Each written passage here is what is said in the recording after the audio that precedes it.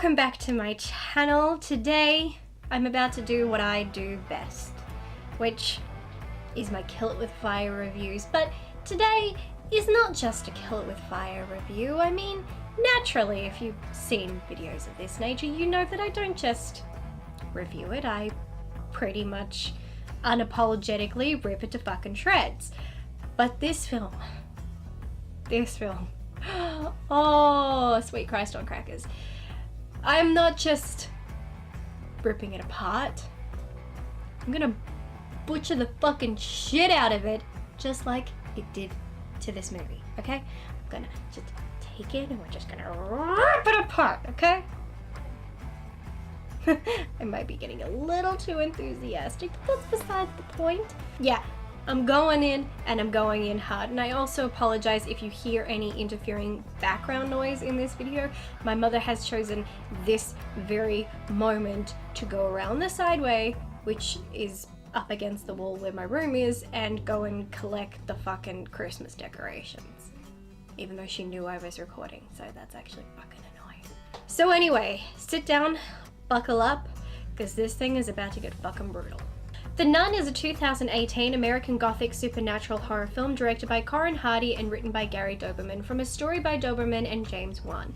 It's a spin-off of 2016's The Conjuring 2 and is the fifth installment in the Conjuring universe. The plot follows a Roman Catholic priest and a nun in her novitiate as they uncover an unholy secret in 1952 Romania. The movie done fucked up. It fucked up left, right, up, down, and all around. It really fucked up. Before I delve into the pros and cons of the film quality itself, I wish to start this off by discussing the multitude of ways in which the movie took the Conjuring universe mythology and timeline and stuck it in a meat grinder. Throughout this film, I witnessed screw up after screw up, and it was giving my puzzle brain a headache. 2 years ago, I wrote a piece on why this movie was a bad idea from conception, and then I turned that into a video a few months ago. In both, I stressed that its very existence contradicts what was established in The Conjuring 2, and that alone is why this doesn't work. Well, now I've watched it, and those statements I made proved to be incredibly accurate. This movie drove me flat out insane to the point where I still haven't relaxed about it, so we may as well get into it. The Nun takes place in 1952, 25 years before Valak's introduction in The Conjuring 2. During The Nun, we learn that centuries ago, a duke performed a ritual opening a gateway to hell which released the demon known as Valak. The duke was killed by the church, I'll bitch about that later, and the gateway was sealed. From that moment on, the church claimed the land and nuns stood vigil praying for centuries to keep the gateway closed. Unfortunately, during World War II, bombs dropped on the monastery, causing the gateway to be reopened, and since then, the demon Valak has roamed the monastery, killing the nuns one by one, seeking a vessel so it can be freed from the confines of the monastery. It was a somewhat decent backstory, if not painfully overdone and rushed, being that it was explained in under 5 minutes. However, it botches things in so many ways. The lovely nun we meet in Annabelle Creation during the events of 1955, just 3 years after the events of The Nun, shows us a picture of her time in Romania. In it we see Valak. This picture is also displayed on a wall in The Nun, which is a cute tribute, but again, all horribly wrong. Given the young nun's age, I guess late 20s, and her fond and pleasant memories of her time with the other sisters, it is safe to say she was at the monastery before the war, almost 16 years earlier, which would have made her a teenager, but as we can see from the picture, she was roughly the same age as she was in Annabelle Creation. So far, her age doesn't fit the timeline. Valak's onslaught began the moment the bombs of World War II, which ended in 1945, opened the gateway. So that would mean Valak has been terrorizing these nuns for nearly a decade. Since Valak appears in the young nun's photo, that would imply she resided at the monastery during the war, which also means she not only saw the bombs dropping, but she would have been victim to this demonic attack that never wavered for a single day. The nuns prayed in shifts, never stopping for a second, and they did this for centuries, knowing why they must. Yet this lovely nun from Annabelle was unaware of any of these events. This may sound like gibberish, douche, but what all of this means is A, linking the nun from Annabelle creation to Valak was a stupid idea, cute but useless. B, you've set the event of the nun too far back into the past and the timeline doesn't work. And C, while using the bombs of war as a way to release the demon sounds perfectly reasonable, it again conflicts with the timeline. I don't believe any nun could spend time in a battle zone and fight off a demon and yet recall their time as lovely and pleasant and not even recognize the demon that plagued them. Plus, as I said, based on age and timing, she would have had to have been a teenager when she claimed to be there despite the picture. Therefore, this link to the other movies makes no sense whatsoever due to being riddled with holes. The only successful link that doesn't require a timeline is that the clip used at the end of Annabelle creation is used at the beginning of The Nun, and both connect correctly. The use of a post-credit scene that is an actual moment in the film is far more sensical than anything else this film did. However, our next fuck-up comes from the end of the movie, where the story not only links itself to the events in The Conjuring 2, but The Conjuring as well. The final scene of The Nun informs us that Frenchie, also known as Maurice, has become possessed by the demon Valak. The movie then time jumps to show us the clip from The Conjuring where Lorraine and Ed Warren show video footage of a man they exorcised. We already know, thanks to The Conjuring, that it was during this exorcism that Lorraine had a vision of Ed's death at the hands of Valak. While the scene was reshot to change the actor playing Maurice, so the two films were connected, if the connection in question weren't so illogical, I might find it quite genius. This exorcism Ed and Lorraine performed on Maurice took place just a couple of months before them assisting the Perron family, as stated by Ed Warren, which means Maurice was exorcised in 1971. This also means Maurice was possessed for 19 years, which is ludicrous. Once again, this seems like a smart way to connect the two movies, except it contradicts everything in those movies. When we meet Maurice in The Nun, he is a single young man with a fun attitude who appears to enjoy the simple joys in life and traveling. When we last see him, he speaks of perhaps starting a tomato farm like his father, but somewhere far from Romania. He says this in a way that suggests he has fond memories of his father, but here's where things don't add up. During The Conjuring, Ed and Lorraine talk about the man they exorcised. They say Maurice was molested and tortured by his father for most of his childhood, and that while possessed he attempted to kill his wife but ended up shooting her in the arm before he turned the gun on himself. Ed goes on to say Maurice had a very troubled life with little to live for, which is primarily why he was such easy prey for this demon. So what this movie wants me to believe is that Maurice went from being a happy, stable world traveler to a sad, depressed individual with a long history of sexual and extreme physical abuse. If so, why would he want to follow in his father's footsteps at all? The movie also expects me to believe that Maurice was a functioning possessed individual for 19 years. So functional that he was able to meet someone and get married in holy matrimony. And it was only 19 years later that the demon inside him decided to act out and make him do horrible things. I call bullshit on all counts, mostly the writers for coming up with this. We've seen people possessed in these films. Within days or weeks, they are experiencing fatigue, sleep deprivation, malnutrition, internal and external injuries, all as a result of what the demon is doing to their body. We know that if a person dies from possession, it's usually related to the extensive damage done to the body during a possession, such as the things I mentioned. Yet when we see this altered footage to include the new Maurice, not only is he the same age as he was 19 years ago in Romania, but he appears to have no signs of wear or tear or anything you would come to expect from someone housing a demon for 19 years. Once again, The Nun done fucked up. Those are the two most significant technical problems. It is in these individual moments that the film attempts to connect itself to the Conjuring universe along with various other characters, and yet it only does that on the surface. Once you dig a little deeper, you see that none of the events in this movie can or could connect to the events in the other films. Being that I saw these things clear as day, it's safe to say watching this movie made me an angry individual, but allow me to continue. The movie is shit, but I will begin this part with a pro. I love the performances. I think every actor in this film did a fantastic job, including Taissa Farmiga. In general, I have never been a fan of her acting in anything I've seen her in, but I can honestly say I enjoyed her in this movie and found her to do an excellent job. All the actors performed to my satisfaction. Unfortunately, the story and filming in general was so horrendous that no level of good acting could save it. I also enjoyed many of the sets for the film. They looked and felt like they had been there for centuries, and I love that. If anything, they could have utilized those sets far more than they did, or showcased them better than they did. When it came to many of the scenes inside the monastery, the rooms or walls were met with the use of a red lighting to intensify the eeriness in the scene. Sadly, I found this laughable.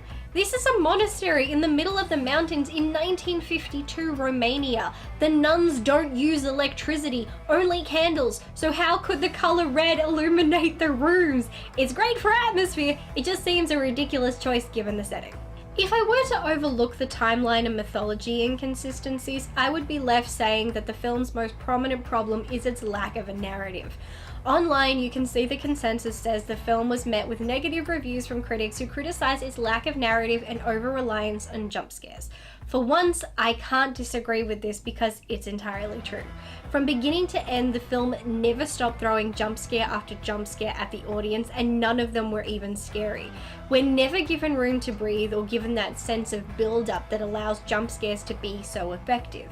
It was a bombardment of things jumping out at you, and each moment was less scary and less effective than the last. A horror film is best when the audience is lulled into a false sense of security, or when they are unable to predict what will happen next. Sadly, every jump, every moment was something a 5-year-old could see coming a mile away. It left the movie feeling stale and resembling a child jumping up and down, screaming for attention. It's also true there was little to no narrative. We're never given a chance to understand or learn about our characters as people. We know Sister Irene has visions, but that itself was barely touched on and addressed too dismissively. They only told us a minor detail about her gift as it related to the events in the film, so at the end of the day, we don't know who Irene is as a person or what she truly contributes aside from having a vision of a nun as a child who she is now confronting years later, or the fact her visions for years were telling her the location to an item she never knew existed in the place she didn't know existed. Father Burke has even less backstory and character development. We are randomly informed of an exorcism he performed that went wrong. This is only mentioned so we understand why the demon takes the form of a child to torment him. That aside, he continues to feel like a random guy throughout the film. Same goes for Maurice, aka Frenchie. Maurice is only in the movie as a way of connecting this film to the other films. Without this, we don't know him as a person, and aside from possession, I fail to see how he developed as a character. The film was so focused on having scary things jump out and happen every 2 seconds that it neglected its story and its characters, the two most important aspects of a film. This film has taken the character of Valak, a figure that we saw little of in The Conjuring 2, yet was still such a large and productive part of the film, and given it its own platform. Valak has less impact and less of a scare factor in its own movie than in The Conjuring 2. In The Nun, Valak is depicted as an insanely powerful demon summoned right out of the bowels of hell, so powerful that it took the Knights Templar and the blood of Christ to contain it. I couldn't stop laughing. You took a film series that, even though it focused on the supernatural, was so deeply rooted in the real world and relatability and believability, and then decided, screw that, let's take this to Indiana Jones and throw in Catholic knights and an ancient relic containing the blood of Christ. I felt like I was visiting the Last Crusade before taking a pit stop off of the Tales from the Crypt Demon Knights.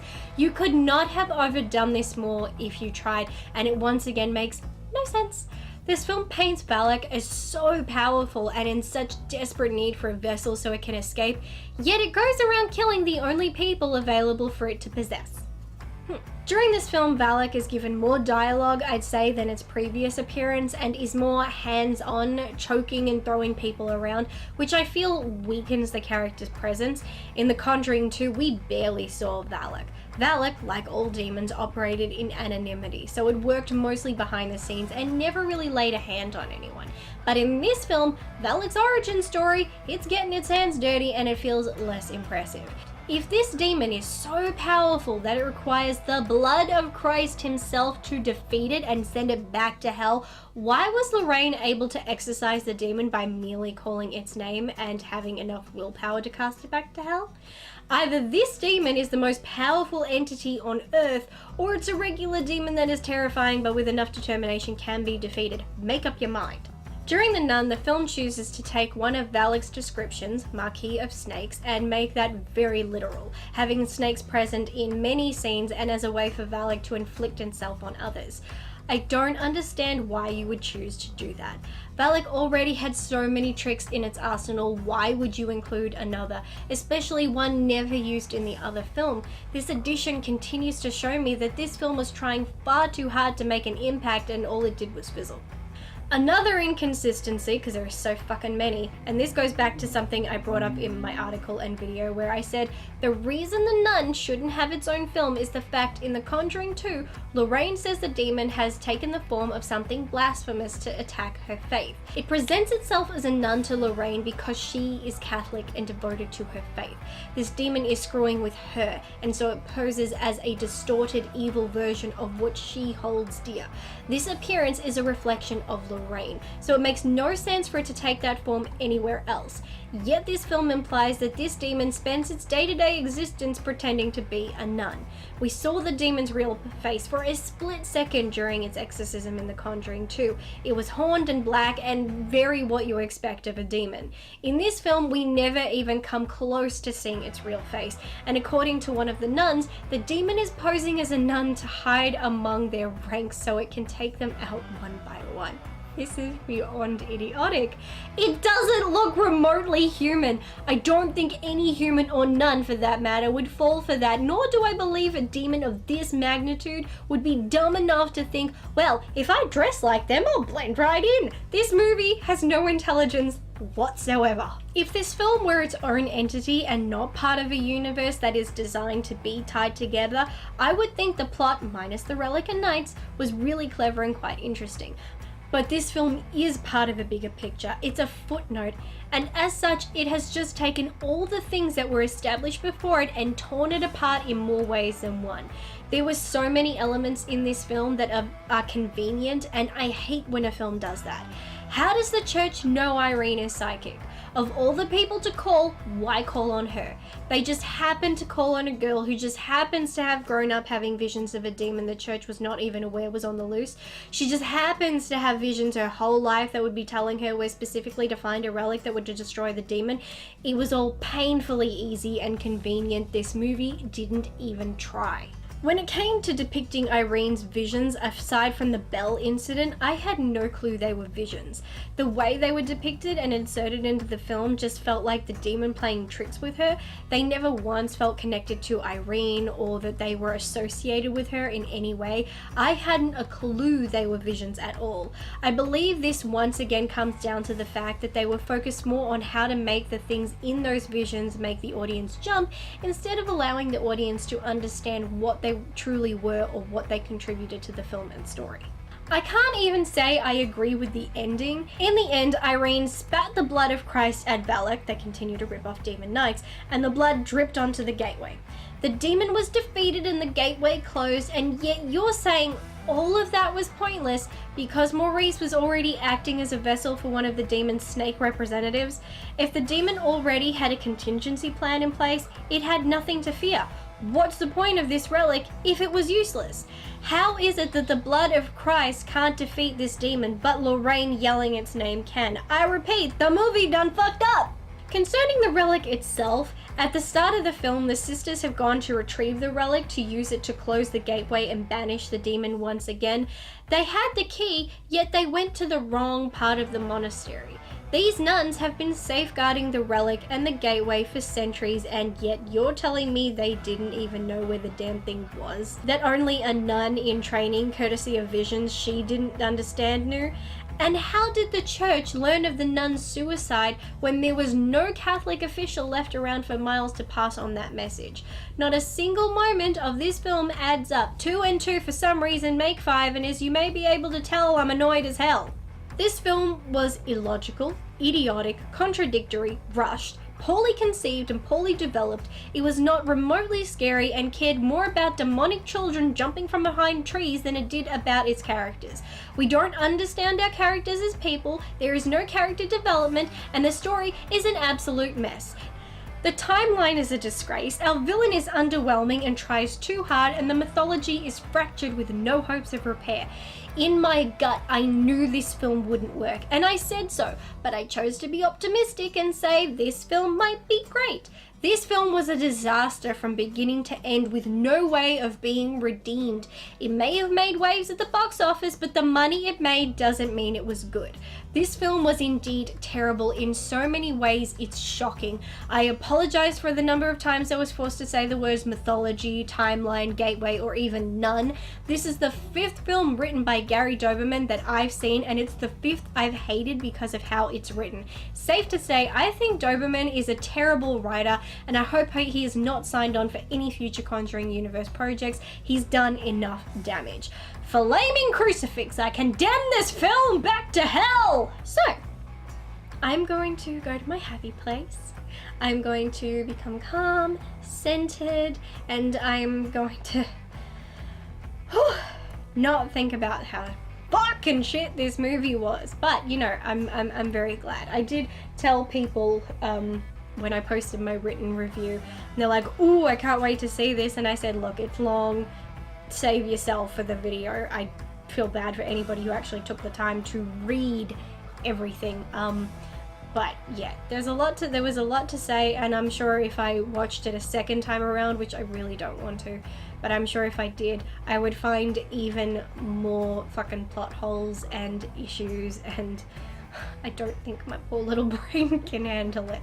So I am done thinking about it, talking about it. Thank God that is over.